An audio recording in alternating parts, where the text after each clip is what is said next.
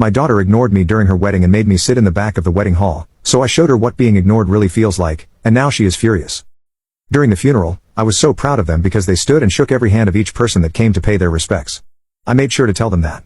A couple of months later, the oldest got married. They invited me, my brother, and my mother.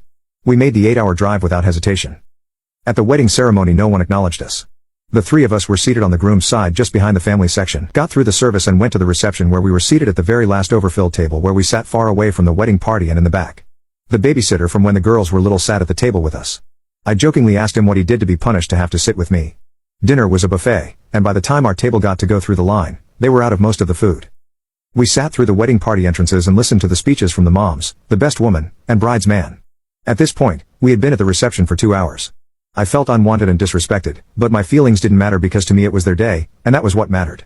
Anyway, after the speeches, I looked at my mother and brother who felt the same way and told them I was ready to go. The only thing left on the agenda was the first dances, and then it was going to be a big party into the night. So we quietly and discreetly snuck out the door and left. 30 minutes later, I got a very irate call from my youngest for leaving early and without saying goodbye.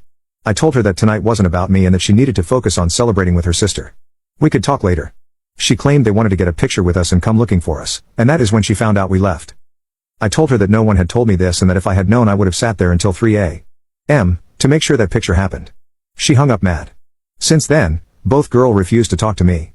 It has been 8 months I still send a text, but they are ignored. So, am I the butthole for leaving early?